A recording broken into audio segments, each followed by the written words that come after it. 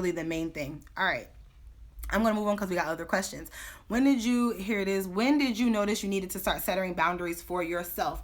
When I was running myself ragged. Oh my goodness. When I was depleted. So the example I gave about ripping the paper earlier, when I found that I had nothing left to give, I had nothing left. Oh my gosh, my self-care was trash. I could not, no, my self-care was trash. I was not buying new clothes. I wasn't buying stuff for different seasons. And y'all gonna be like, wait, sis, what? Like, no, real, true self-neglect, because y'all know that that's what if you haven't heard self-neglect, you heard it here on Joy Stays Free, because that's what I help people with. Self-neglect is real. Okay, and self-neglect, and especially in caregivers, people who are very caring and very giving, especially and in my situation, a codependent / abusive situation, whether it's emotional, physical, mental, whatever that looks like, whether even if it's spiritual. What's going on? Where's Taylor? We're just doing questions and just hanging out and talking about boundaries. So I'm like, you have to understand, like, I needed to set up that boundary for myself because I was losing myself. I did not recognize who I was. I was like, I'm tired all the time. I look a hot freaking mess in the mirror every morning. I have nothing. I have nothing for nobody, not even me. And so when I recognized that, I was like, this is a boundary I have to set for myself. And so now I'm going to go into the next question, because what's the hardest question? What's the hardest one you have to set for yourself? Can y'all still hear me? Because it looked like it tried to. Okay. See, comment failed to post. Can y'all still hear me? Put something in the chat if you can still hear me. It was telling me I need to plug my phone in. I need to grab the charger. But yeah, like, it's, when I tell you the hardest boundary I had to set for myself, like, I noticed I needed to do that because people were stressing me out. Like, they were just stressing me out. Everything people would do would, like, bother me. And I'm a people person. I'm very gracious with people. Like, I just am. I love people. I love how people operate. And I love the people who are even my sandpaper people. The people that irk me the most. Like, I love them. Like, I absolutely do. Right? So, I noticed that I needed to do that because I was a hot mess. Mentally, emotionally, and spiritually. I needed to reconnect with God. I needed to reconnect with myself. And I needed to do things that reminded me how to love myself again. So I'm going to go to the other one. It said, tell us the hardest boundary you had to set in place, and also, have you ever crossed someone's boundary? If so, why? Woohoo. I don't know if y'all ready for that one. That's a deep one. Crossing boundaries. Let's see. That's a loaded question. Okay, so boundary that I had to set, saying that the hardest boundary I ever had to set was saying to my ex-husband, if you do not take care of yourself, you got to leave. That's it. That's the hardest boundary I ever had to set. If you do not take care of yourself, this right here this ain't gonna work, because I love you and this ain't gonna work. Okay? So for those who don't know my story, let's get into the story, because Andre wants to, he bringing the, oh yeah, heaviness of crossing boundaries. What's going on, Stephanie? We just talked, throwing in questions about boundaries. People think in marriage, right? So for those who are single in here, yeah, like, for those of you who are in here who are married and who are not married, let's talk about my situation real quick, because I want people to be very clear. I think marriage is sacred. I love marriage. I love married people. I love all married. Like, I love people who get married. I love. I think that's dope, right? When I set out on this journey, like, when we're young and we start talking about, like, hey, like, the boyfriends that I had, you trying to be married? You want to have kids? If not, get out of my face and stop wasting my time. Get off my sidekick. That's how old I am. So I'm like, okay, don't come in my space, DMing me, Black Planet, all that kind of good stuff. For those of you who are about in your early 30s, for senior millennials, okay? Like, don't play with me. I had no time to play. 16, 17, 18, it don't matter. I had no time to play. I was like, I want to be married. So if you're going to be here wasting my time, please step away. Okay? I don't have time for that. So when I would date, I was that girl who dated for a long time. Like, we together. And then, oh yes, yes, mi gente, who's in here? What's up? I'm a senior millennial. Yes. So, like, the guys I dated knew that. And when we broke it off, it was because there were some red flags, right? So the guy I was dating prior to my ex-husband, we dated for over a year, and I broke it off because I was like, this is not going to be a spiritual leadership situation. All my friends thought I was crazy because, for face value, he had money. We used to go on trips. He used to live in Long Island. I mean, I was in college.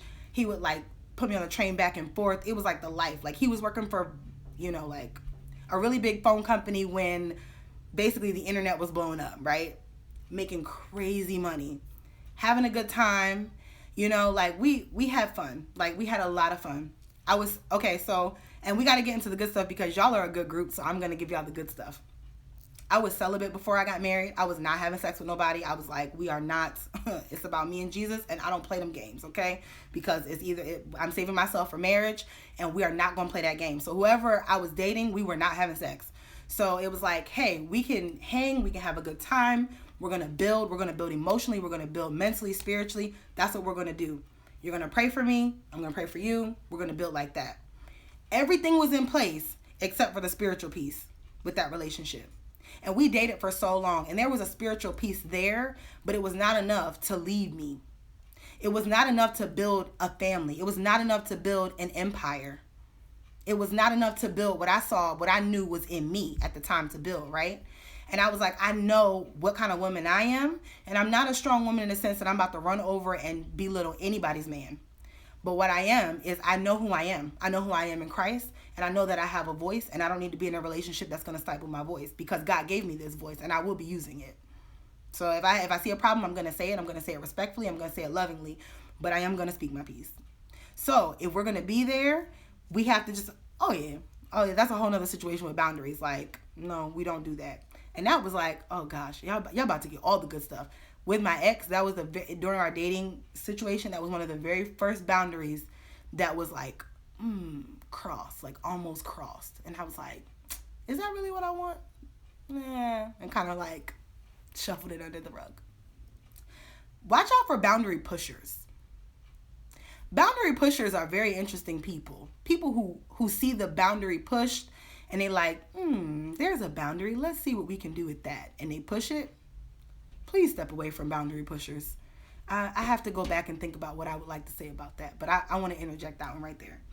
But yeah, that was a hard boundary. Like, that was something that was hard. We did have that boundary, the guy I dated before my ex. And so I'm trying to think about what I was going to say about that. Oh, I broke it off with him, and all my friends thought I was crazy. It was like my senior year in college, and they were like, you're an idiot. Like, he's going to take care of you. He's crazy in love with you. You're an idiot. But I had the hardest conversation I ever had to have with him and was like, you cannot spiritually lead me. You don't know God like you think you do. I'm sorry, you don't. And he knew it was true. That's why we're not together. That's why we didn't end up together. He was like, you're right. I wish I could be better this way, but I'm not.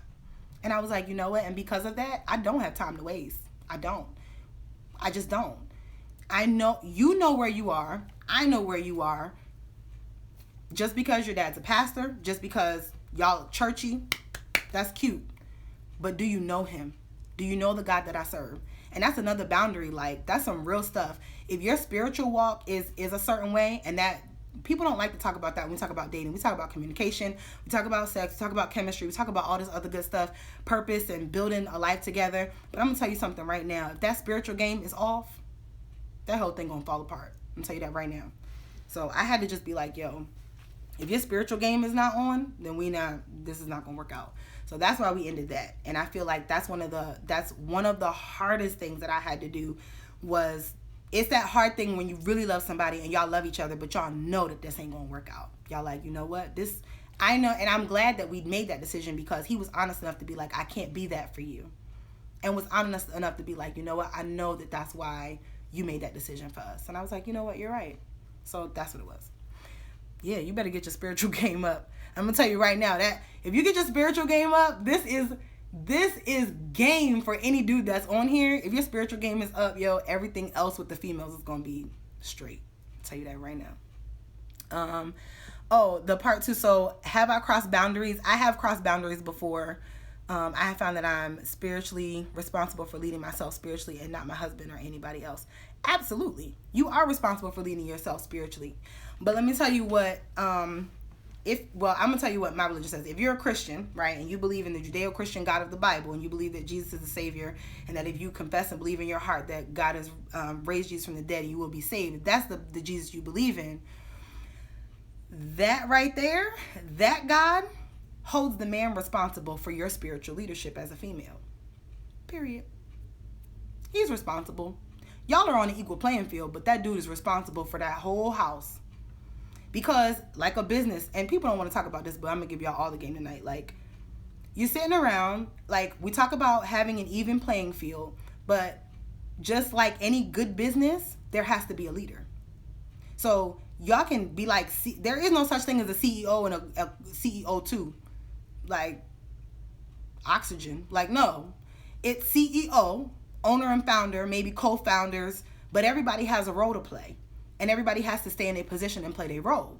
So some person, even when you have a board, the board can't be split 50-50. It has to be some sort of thing in the bylaws that will separate the conversation. It's like that even in our in the government. You have to have a deciding factor, even if it's a 1%. So who holds the 1% in your relationship?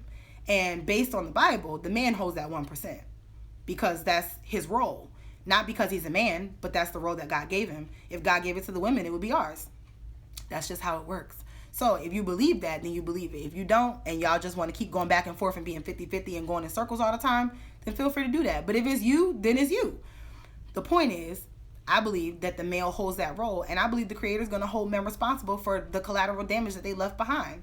And even though it is your responsibility to be spiritually sound, you have a responsibility to hold him spiritually responsible for everybody else too. So everybody's like, oh, as a believer, we can't judge each other. Yes, the heck we can. It says it in the Bible. Because I'm a believer and you're a believer and we're married, I can hold you accountable for all the trash that you do. And I can call you to the carpet for it, and I can check you and be like, that's not what that says in the Bible. And because you're spiritually responsible for yourself and you know God well, you can call God to the carpet. I mean, you can call your husband to the carpet and talk to God about him. And that's the beauty of a strong woman. That's the beauty of a strong, spiritually sound woman. Because the issue I have with women's ministries is that we raising flimsy women. Like, spiritual thoughts out here. Like, y'all just, everybody is like, yeah, like, judge righteously. Like, everybody's out here like, you want to be, like, you got a bunch of women that's like a little bit of new age, a little bit of yoga this, a little bit of meditation that, a little bit of God here, a little bit of Allah there. And then dudes is getting married to these girls that's got their hearts all over the place. My charger, don't let this thing in. I ain't playing with y'all. Let me grab my charger because it's good. But no, like, this is serious. Like, you cannot let things like spiritually end. That's like not how that's gonna work. All right, we're gonna have to pop back on because isn't that a riot? Like, that you always have chargers like nearby until you actually need one. Like, that's crazy. Y'all want to hang out? Because I know I'm breaking all the rules. Don't tell this is Nikki, like, for real. Don't tell her none of this, okay? Because she gonna come after me. I know what I'm supposed to do in the live. Y'all want to wait? Or y'all want me to end it? Tell me what I should do. What are my my marketing gurus? What am I supposed to do? Am I supposed to end and invite people back? Or am I supposed to, like, continue? Hey, baby. Commercial break. Dondra, keep it going. I'm actually going to grab it because I think it would be kind of dumb to, like, end it and then wait for everybody to come back. I'm not going to do that. I'll be right back.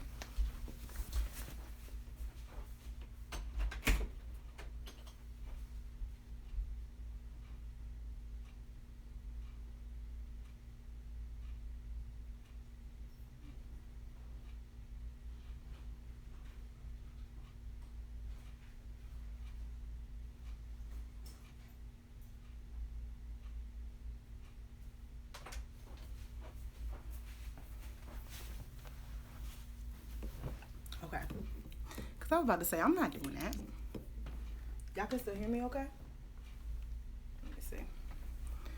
We're not even going to do that. Like, all right. I know. I got to have pillows in this chair. This is like my old... So this chair has a very special story, which I'll share later. But this is... Y'all still hear me? Cool.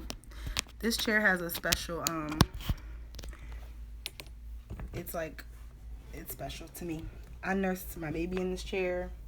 This is my my rocking chair for my little guy. Yo, this is real crazy. This is how I know this is good, because I'm always plugged up and I always have all my stuff here. And now all of a sudden, I have like 3 blocks, y'all. And my block is like not here. All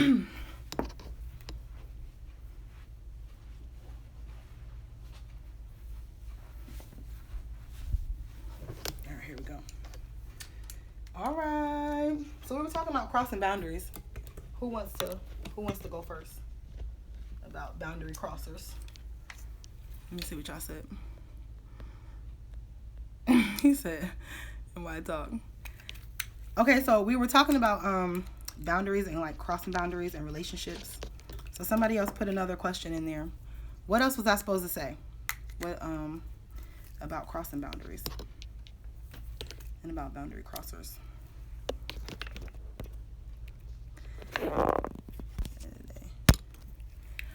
Tough part. Married for 10 years, but at the end of the day, you can take your spouse. you can take your spouse to heaven. Everyone is responsible for their self. Yeah, definitely. Yeah. She's like in popcorn, right?